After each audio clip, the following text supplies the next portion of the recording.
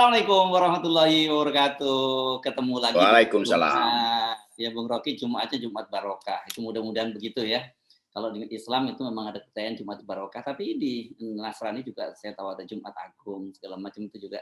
Jadi hari Jumat memang hari yang cukup istimewa dan buat kita juga selalu istimewa karena kita bisa terus menjumpai Anda semua. Bung Rocky, kalau Anda baca komentar-komentar dari pemirsa kita, viewer kita, itu banyak sekali yang saya kadang-kadang terharu karena mereka itu selalu mendoakan. Nah, kita berdua untuk selalu tetap sehat, terus selalu menyuarakan kebenaran. Ini kan luar biasa, doa-doa seperti ini kan selalu akan membuat kita, menguatkan kita, semakin menguatkan kita ya, Bung Rocky ya. Iya, kalau doa oposisi biasanya lebih ampuh daripada doa petahana tuh.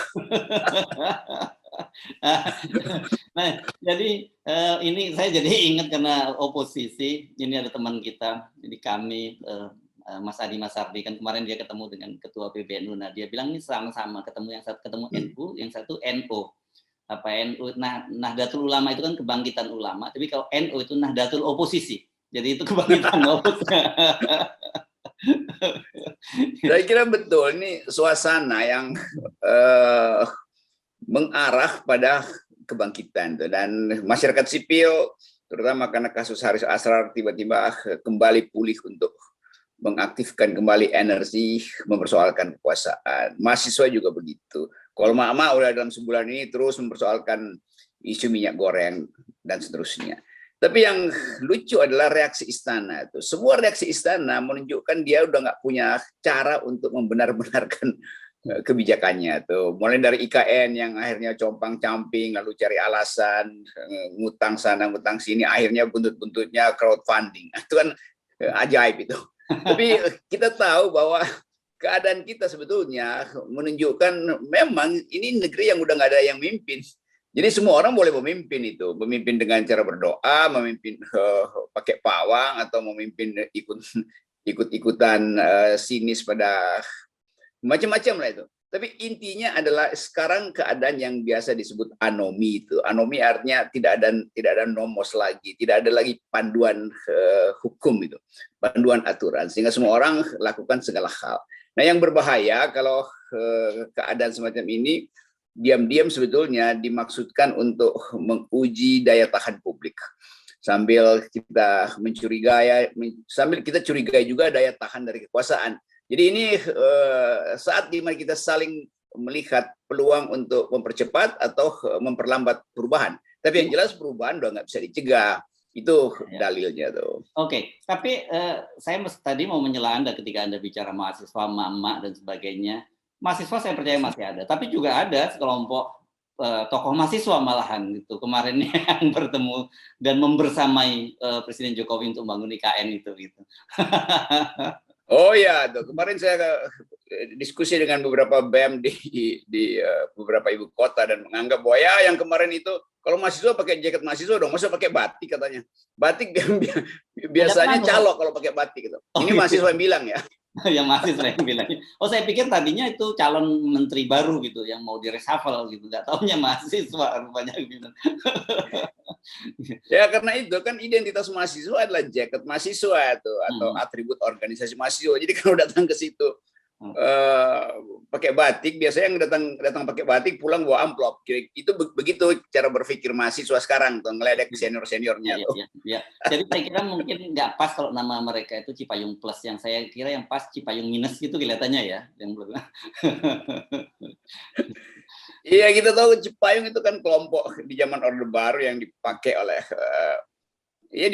kekuasaan Orba untuk mengorganisir dan memanfaatkan kekuatan pemuda untuk mendukung pemerintah tuh. Tapi kemudian berevolusi, kelompok Cipayung jadi tempat pengkaderan anggota DPR segala macam tuh. Tapi tetap kita mau lihat bahwa kalau kita sebut sebagai satu kelompok Cipayung dengan referensi historis, harusnya dia betul-betul menumbuhkan diri sebagai identitas mahasiswa kan.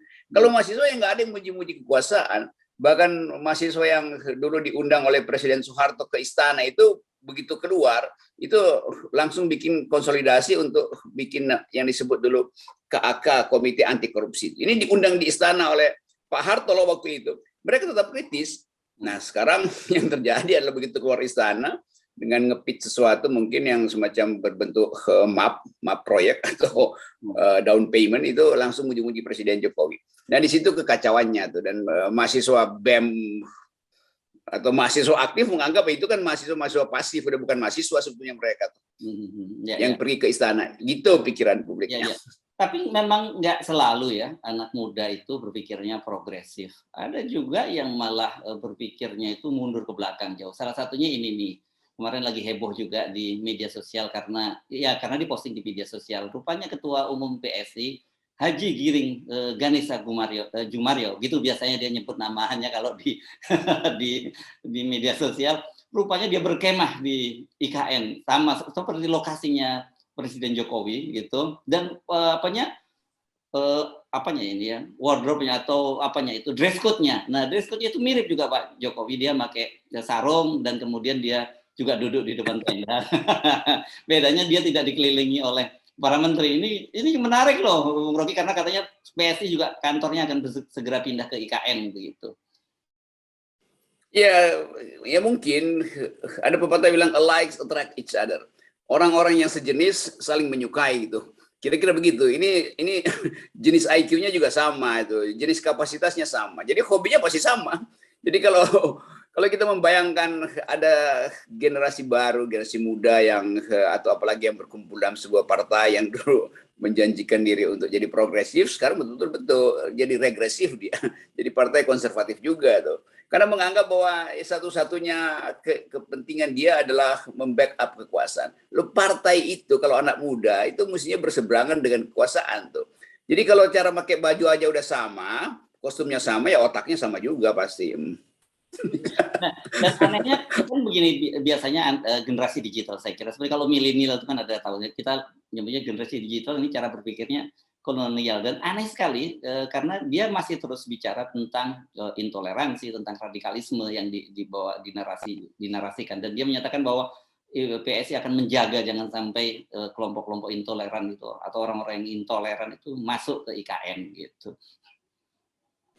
Itu sama seperti anak PAUD mau ngajarin profesor fisika tentang theory of everything misalnya. Jadi sebetulnya itu ya semacam headline yang diperlukan oleh PSI. Jadi anggap aja itu sebagai upaya kampanye, nggak ada soal juga sebetulnya. Cuma yang jadi soal adalah cara memilih gimmick itu, cara memilih gestur politik itu yang mungkin bagi kalangan tertentu ini penting supaya Presiden Jokowi tahu bahwa dia masih punya pendukung. Ya udah nggak ada soal. Kalau kan tadi udah betul dia lakukan sesuatu di situ ritus, mungkin sekaligus dia bawa panggil juga seluruh DPD-nya itu untuk bawa tanah dan air ke situ tuh. Kan mesti begitu kan. Jadi sekali lagi PSI ini kan partai yang ya mau disebut ada yang nggak ada juga, karena ini kan Jokowi kecil yang berkumpul di situ, yang isunya cuma soal anti-Islam. Kan sebetulnya ini partai yang didesain untuk anti-Islam sebetulnya kan. Jadi ya gampang aja, atau partai sinis Islam gitu, segala macam lah. Jadi singkatan baru ini, partai sinis Islam. Ya, tapi nggak salah. Begitulah. Ya, nggak salah Anda memberikan, karena memang yang di jargon-jargonnya dulu kan anti perda syariah, anti poligami, ya, dan sebagainya. Sekarang intoleransi dan sebagainya, itu memang narasi mereka, dan segmented memang kelihatannya mereka ini. Itu satu paralel dengan keadaan sekarang yang disebut saya selalu lupa istilahnya itu, dukungan massal ini. Kebulatan tekad. Kebulatan tekad. Itu juga simbol-simbolnya kalau kita perhatikan itu semacam Islamofobi kecil gitu kan. Ya sama juga di PSI juga didesain sebetulnya untuk itu. Partai suka Islamofobi, kira-kira begitu. Padahal. Dan kita anggap aja bahwa udahlah, ini namanya, kalau koran namanya iklan-iklan kecil yang dipasang di media massa itu. Ya udah nggak ada soal lah. Buat saya PSI ya udah, itu udah masa lalu lah. Karena gagal untuk mempertahankan identitas bahwa dia adalah partai masa depan yang harusnya nggak ada simbol-simbol SARA, nggak ada simbol-simbol korupsi, apalagi simbol-simbol feodalisme. Nah, sekarang PSI itu berkumpul di situ, sifat feodal ada di situ karena ngikut-ngikut kekuasaan aja. sifat uh, sara juga di situ, karena dia justru mengeksploitasi sara diam-diam kalau kita baca secara hermeneutik. Dan yang ketiga adalah sejumlah kedunguan ada di situ, karena semua kritik yang diajukan itu ya nyasar, nggak ada tuntunan akal pikiran kalau kasih kritik gitu. Kritik ke Anies pun begitu dulu juga, dan berkali-kali juga kritik ke saya, dan saya nggak lihat bahwa ada tuntunan metodologi dalam cara berpikir tokoh-tokoh PSI itu. Ya. Dan saya kira kita dalam posisi yang antitesa ya, tapi bukan antitesa PSI terlampau kecil ya, kita antitesa dari Islamofobia ya, karena kita mendorong kembali keakraban dalam kehidupan berbangsa dan bernegara tanpa memandang latar belakang tadi itu, dan tanpa kemudian ada pretensi memberikan stigma kepada kelompok yang berbeda dari kita kan. Betul, dan kita memang inginkan agar supaya ada satu fasilitas politik yang memelihara pluralisme. Memelihara pluralisme bukan menebarkan Islamofobi kan.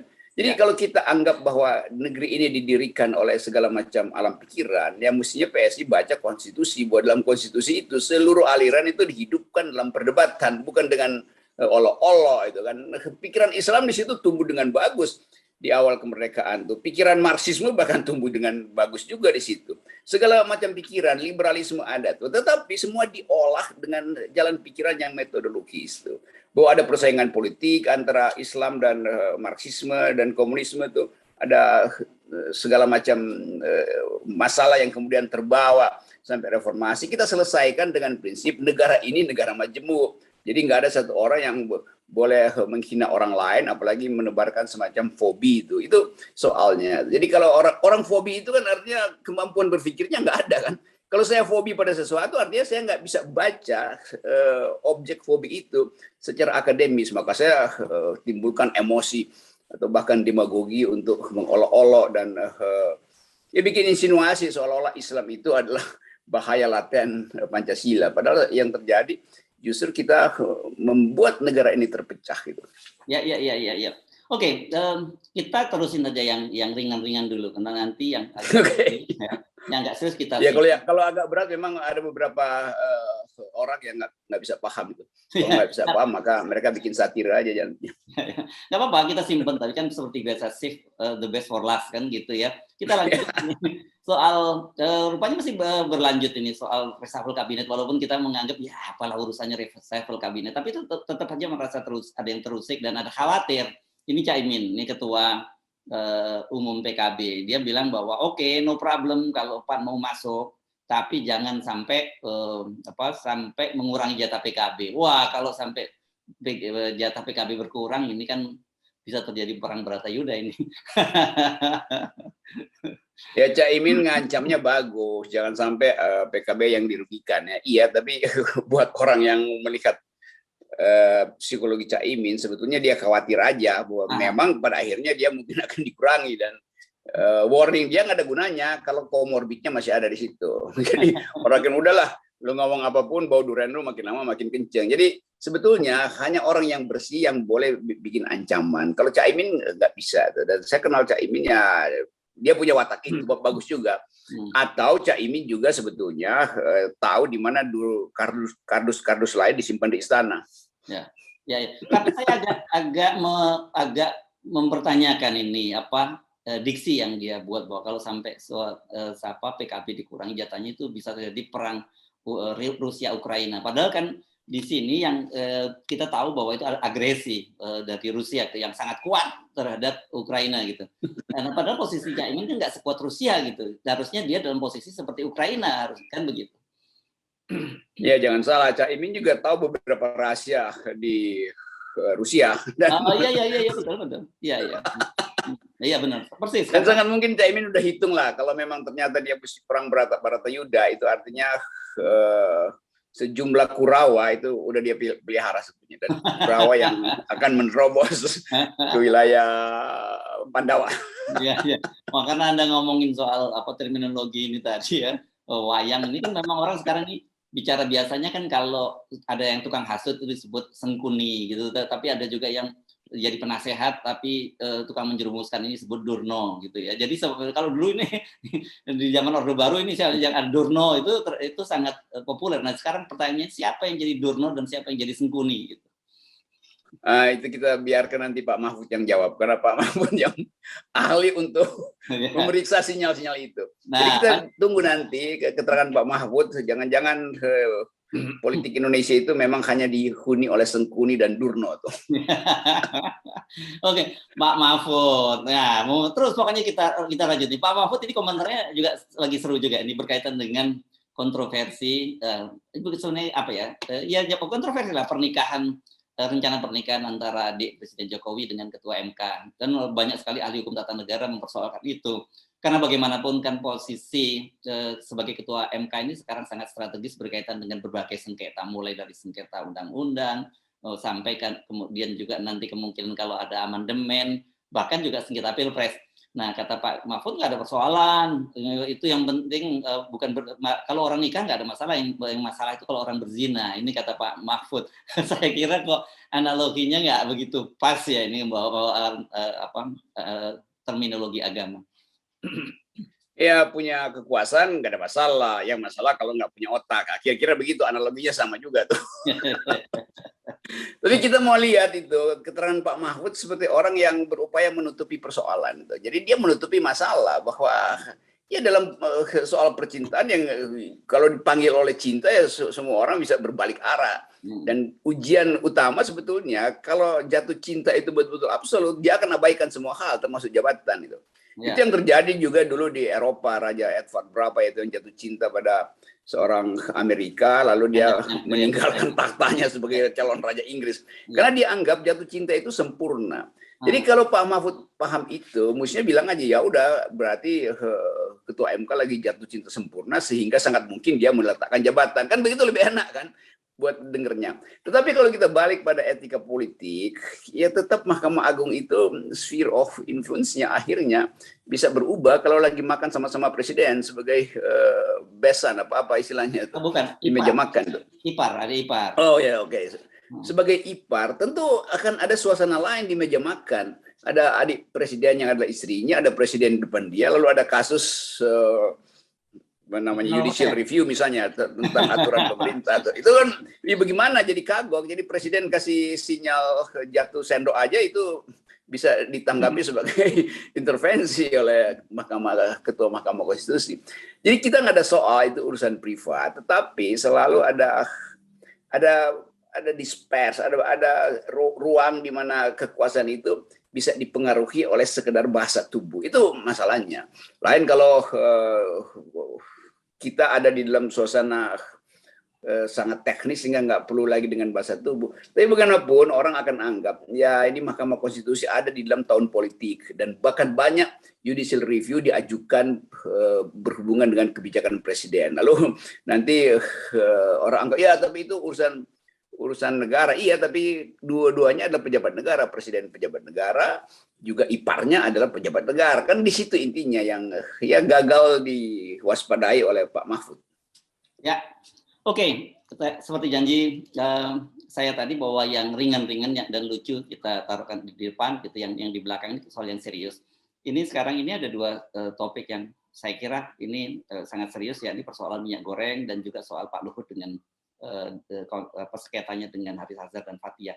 Untuk Pak Jokowi ini ada koalisi masyarakat sipil yang terdiri dari Sawit Watch, Elsam, Huma, dan termasuk juga Greenpeace itu mendesak Jokowi untuk bersikap mengatasi permasalahan minyak goreng dalam negeri. Ini jadi diminta untuk mengevaluasi secara menyeluruh industri sawit dari hulu hingga hilir secara transparan. Jadi kan kita kemarin bicarakan loh kok Pak yang jadi persoalan ini para pemilik lahan beberapa perusahaan yang sangat besar dan itu menjadi monopoli dari hulu sampai hilir, Pak Jokowi malah ketemu dengan petani sawit. Jadi karena itu kemudian 9 organisasi ini saya kira ada kaitannya itu mendesak untuk menyelesaikan persoalan itu. Ya ini selalu istana tuh nggak bisa nangkap bahwa masyarakat sipil selalu punya second opinion terhadap semua hal yang dilakukan presiden.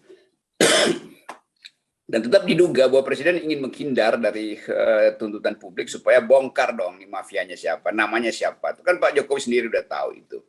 Dan jangan bebankan sang menteri untuk jadi bumper, sehingga seolah-olah kebijakan itu hanya soal teknis menteri. Bahkan mulai timbul isu bahwa ya ini nggak ada urusan dengan apa namanya kartel minyak, ini cuma urusan supply demand segala macam itu. Tapi kita tahu bahwa negeri ini nggak bisa kita diamkan hanya dengan analisa-analisa semacam itu. Dari awal sejak buku Richard Robinson, Indonesia, The Rise of Capital, itu kita udah tahu bagaimana cara membaca hubungan antara politik dan kartel. Dan sampai sekarang timbul teori baru tentang oligarki, juga isinya sama tuh. Jadi kalau kita mau serius bongkar bangsa ini, kita andalkan jalan pikiran analisis struktural, yaitu membongkar akar dari struktur ekonomi politik kita. Nah, di situ kita akan temukan bahwa Presiden Jokowi itu sebetulnya adalah pion aja di dalam analisa struktural, ini adalah pion dari global capital interest itu. Jadi sekali lagi, masyarakat sipil yang mengajukan semacam petisi itu berupaya untuk memperlihatkan pada masyarakat bahwa kita tahu apa yang terjadi dan kita mau tagih Presiden supaya betul-betul ya jadi kepala negara, bukan sekedar jadi kepala kabinet. Karena kabinet itu kan diasuh oleh oligarki. Kalau Presiden bilang saya kepala negara, saya tahu bahwa saya sebagai kepala pemerintahan dibiayai oleh oligarki. Tapi sebagai kepala negara saya ingin menegakkan prinsip keadilan kemakmuran. Karena itu saya ingin membuka persoalan di sini. Itu baru Presiden dapat tepuk tangan. Tapi mungkin setelah tepuk tangan 2 hari kemudian dia jatuh. Tapi itu konsekuensinya. Kalau Presiden betul-betul mau menyatakan diri sebagai kepala negara, dia ambil risiko dong untuk berkelahi dengan oligarki yang pernah mengasuh dia dan sekarang juga masih mengasuh dia.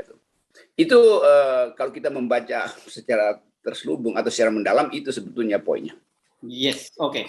Ya, seperti yang saya sebutkan tadi, ada poin penting lagi, bukan poin, saya kira ini ada soal yang juga sangat penting berkaitan dengan kemarin laporan sejumlah organisasi, kalau nggak salah 9 ya, yang LSM yang melaporkan dugaan gratifikasi terhadap Pak Luhut.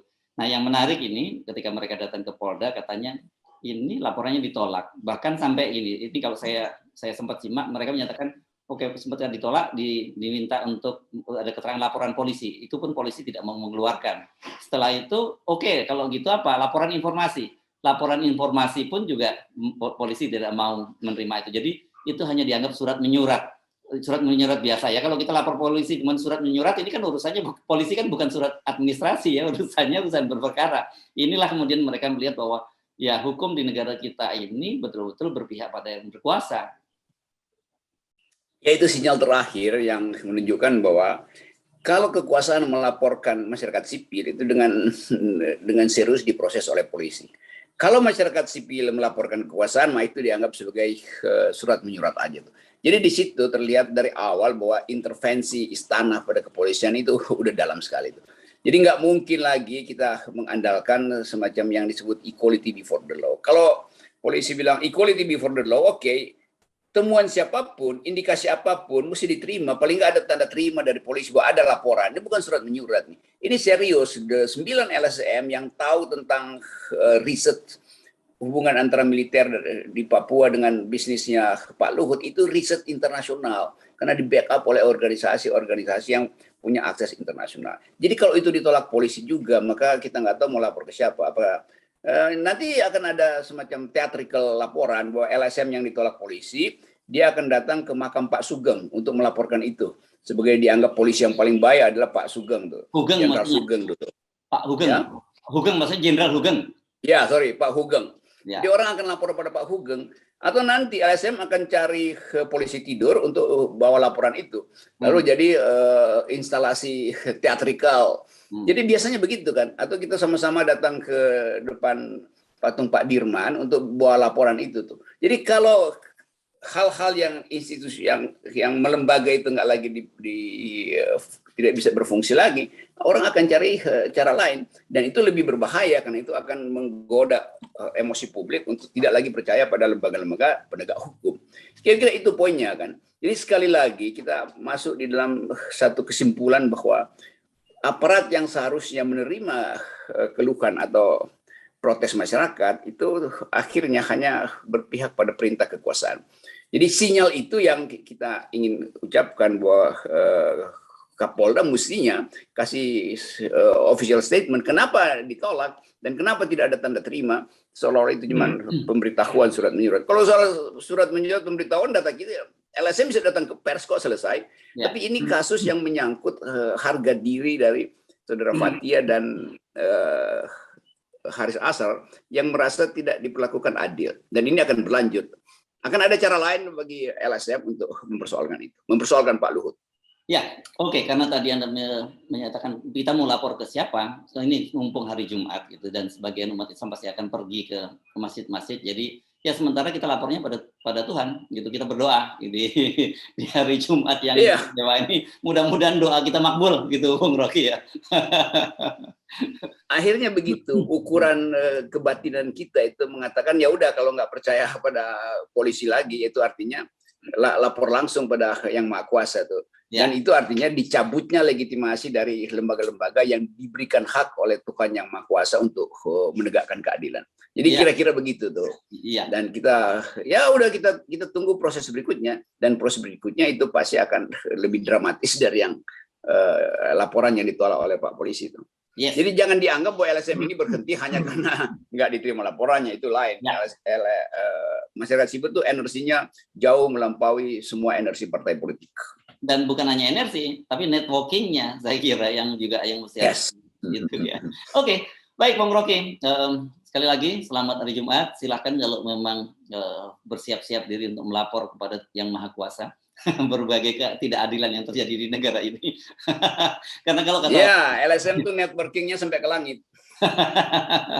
Oke, dan saya cuma mengingatkan kalau di kalangan orang Islam katanya bahwa doa itu adalah senjata orang yang beriman. Oke, selamat hari Jumat. Wassalamualaikum warahmatullahi wabarakatuh. Selamat beribadah. Waalaikumsalam.